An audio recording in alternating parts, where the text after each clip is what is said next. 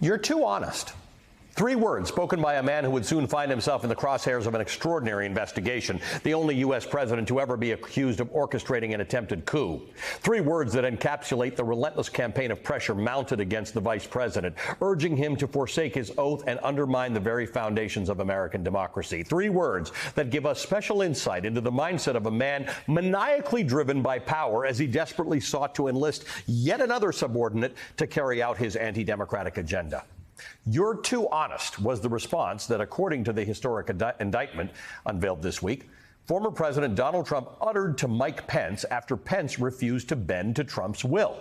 Pence, who stood steadfastly by Trump's side throughout 4 years of service, now emerges as a prominent figure in the federal indictment announced on Tuesday. The latest indictment is replete with references to Pence, who's mentioned more than 100 times, but not as a co-conspirator, rather as someone Trump tried to convince to reject the election results.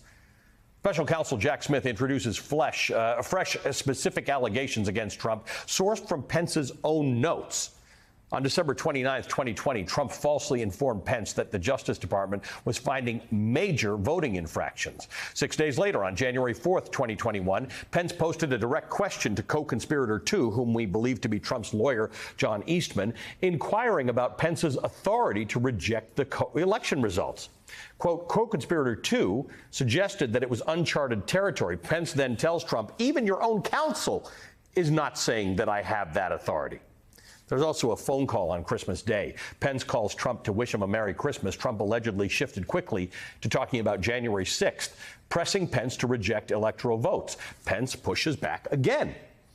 On the morning of January 5th, Pence's legal team met with Eastman, who again proposed that Pence unilaterally reject electors from specific states. Pence's counsel allegedly told Eastman that this proposal would result in a, quote, disastrous situation where the election might, quote, have to be decided in the streets, end quote.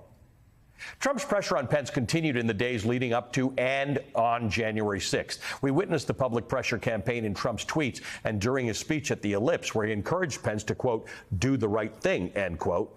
Following the release of the indictment, here's what Pence had to say. That on that day, President Trump asked me to choose him over my oath to the Constitution. But I chose the Constitution of the United States, and I always will.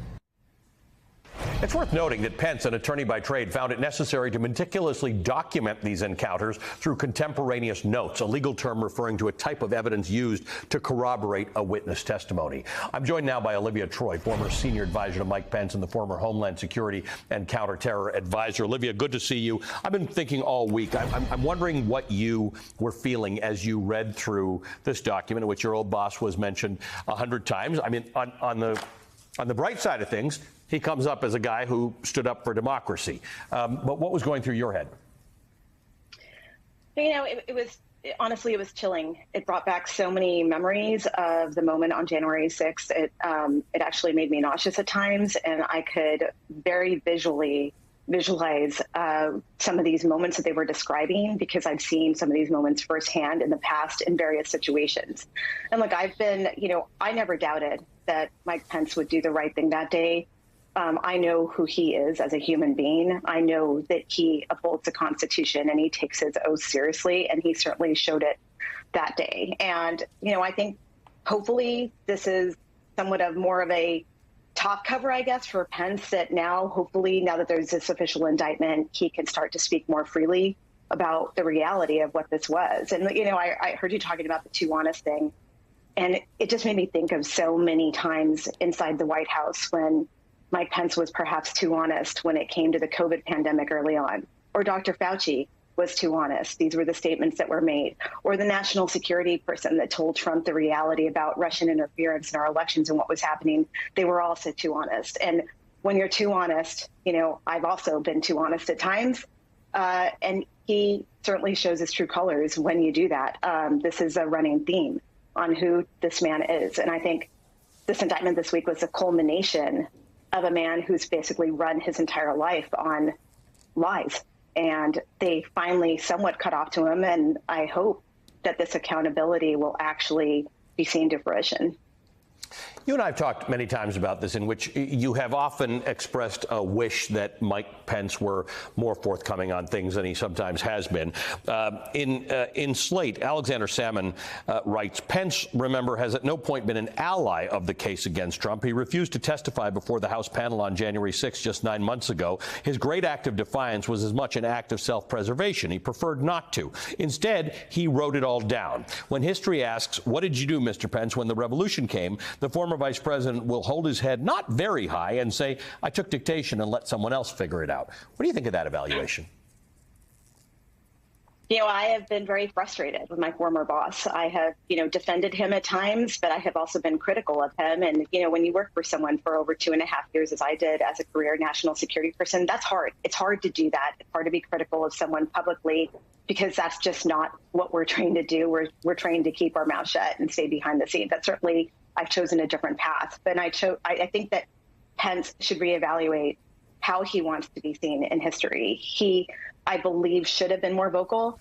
Allie, I believe that right now, Donald Trump would not be the front runner of the GOP nomination if Mike Pence had stood up very quickly after January 6th and taken a stand and been more forceful. I think Mike Pence would probably be the front runner for the nomination if he had, because I think that people, conservatives who saw him take a stand that day, would have followed. But instead, he's let over 2 years of disinformation and these lies continue, and he hasn't been strong about pushing back at them. And at times, he's undermined the Department of Justice, right? He's also parroted the lines about the two-tiered judicial system, which is really damaging to our democracy. And I think that those are the moments that matter, because you've let so much time pass that the divide and the disinformation and this sort of alternate reality that we're seeing in some of these people who strongly believe this election was stolen is still out there. And he's a powerful voice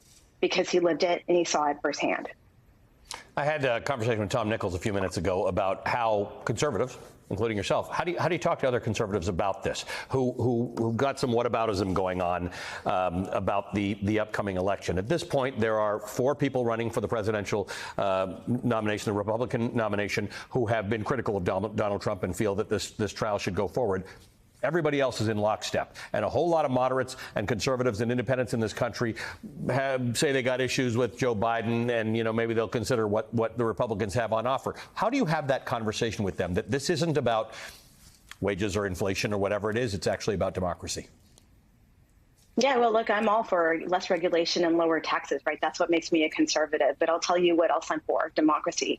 And right now it's democracy versus authoritarianism, hate, division, anti-Semitism, which is on the rise, racial hate, all this stuff, all this violence also, because all of these things, all of these narratives that they push also lead to violence, which we saw on January 6th. And I say that because a lot of these things, they're all for border security, but they also kind of flirt with the whole great invasion, the Hispanic invasion. And I say that, or the immigrant invasion, because it's been 4 years since the El Paso shooting, where that shooter parroted some of these talking points, and we know where they come from. And so for these people that are running for office or that Oval Office, I think you need to take a step back and really examine your true conservatism and what it really stands for. Because I think when you're having these conversations with their neighbors, you need to sit down and say, is this what you want? Do you want your neighbor to be threatened? Do you want that law enforcement person who's just doing their job?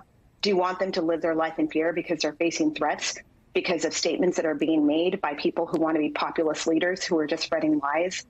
Is that what you really want? Or do you want someone, perhaps a more traditional conservative? Is it better to go with someone who, he may not be everyone's cup of tea when it comes to their policy decisions, but I'll tell you what, we need to get away from attacking each other. We need to get away from attacking someone just because of their, whether they're a transgender or their race. And we need to be standing up for these people. I believe, that's what true conservatism is. What happened to compassionate conservatives? What happened to that era? Or is it really that that's who this party is now? Right now, that is who they are. But there are other voices. There are people like Asa Hutchinson. He doesn't speak that way. He's out there telling the truth. And I hope that more voices will unite in that, or at least rally against someone like him and some of these other candidates that are unwilling to go along with this just because it is about power and it's about the grift and it's about where they think their base is. Because you know what? There's a greater base out there. I believe that there's a greater base out there in the American people who don't want this. And they look at this and they say, this is not who we are as a country. We're better than this. There are, and we do have the vote. We actually can make decisions about these things right now. We're not fighting an invader. The enemy is ourselves. Olivia, always good to talk to you. Thank you. Olivia.